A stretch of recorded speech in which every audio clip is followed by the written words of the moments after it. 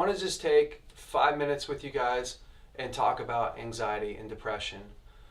I feel like it's super important that we know how to deal with anxiety and depression because it's a part of a lot of people's day. You know, in 2010 and 11, I went through a complete, full-blown nervous breakdown.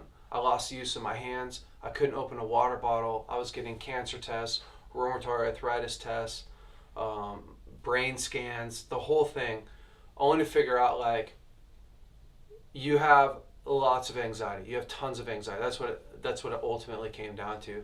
And so I went through this whole journey, like this huge process of actually having to learn how to deal with anxiety, how to deal with depression, because it was controlling my life. It was shutting my body down. And I was so far gone at that point that, you know, some of the tools that I'm going to give you guys today will help will help you to never get to where I got to. But for me, ultimately I ended up having to get on medication in order to make it a fair fight because I was so far gone. And a lot of people have different opinions and thoughts about medication, and I'm not here to change anyone's mind on that. I don't think that everyone should get on it, but for me, that was the only way I could get out of where I was at. So, you know, anxiety and depression, it's not like they're unique to a certain person. It's something that we feel going through life. If you overwhelm yourself with work and you don't get enough time to recharge, you'll feel anxiety or you'll feel depressed. If you have kids and they're really challenging, you don't sleep at night, and a lot of young parents, you'll start to feel anxiety or you feel depression. If you have too much work to do in a day, if you procrastinate on a regular basis, again, you get anxiety. If you don't feel like your life's going anywhere, or for instance, like when the stock market crashed, or the housing crashed years ago, and a lot of men and women lost jobs for long periods of time. They say that a man who goes through long-term unemployment, that's harder on him than a death in the family statistically, or a divorce. Just long periods of nothing to do. It creates so much depression and anxiety. And the truth is, we need to have a plan for this. We actually have to have a plan if you're not going to go down the rabbit trail so far like I did and end up in a nervous breakdown.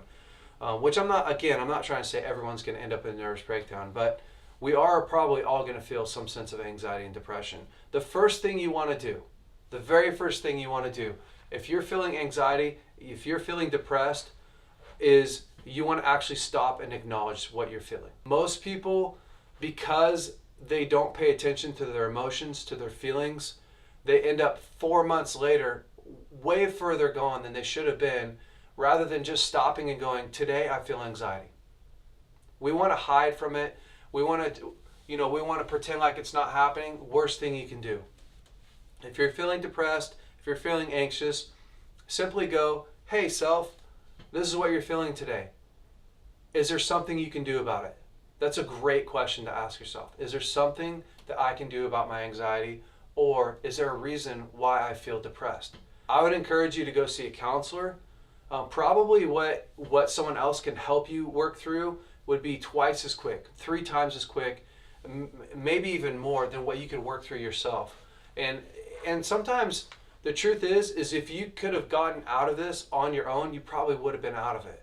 So that's for some people, not for everyone, but a lot of people.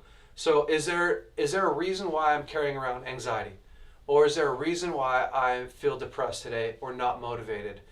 And what do I need to do about that? Most of the time, just by acknowledging it, sometimes like I'll still come to work and I'll feel anxious.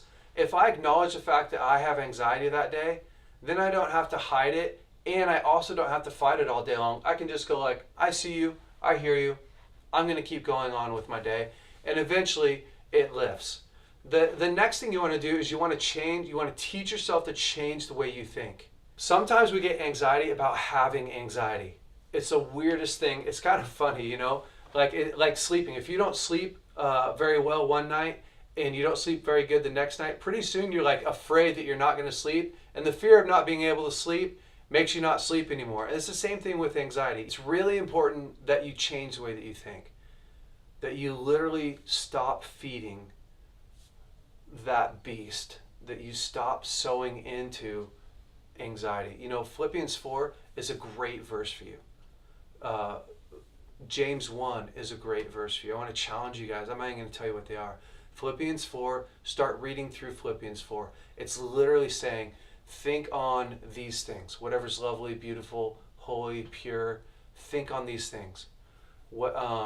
Rejoice in the Lord always. Again, I say rejoice. You know, Psalms 23 is a great picture of the Lord working somebody through a really hard time, and then he walks them through the valley of the shadow of death, and they have no fear. Again, spending time with the Lord's huge. Talking to people, other people's huge. Figuring out, hey, what do you do when you're dealing with anxiety? We want to become a student, or depression. We want to become a student of ourselves. Your own personality test is really helpful to know what creates anxiety and what gets rid of it for me. Also, making sure that you're recharging in a healthy way, setting good boundaries, having needs. We can explore anxiety and depression in depth, but I just want to take just a quick second and go like, you can do this. You can actually start the journey of figuring out, how do I work, and why do I have depression? Why do I have anxiety? And what helps me get out of it without me having to go deep in depth with you guys.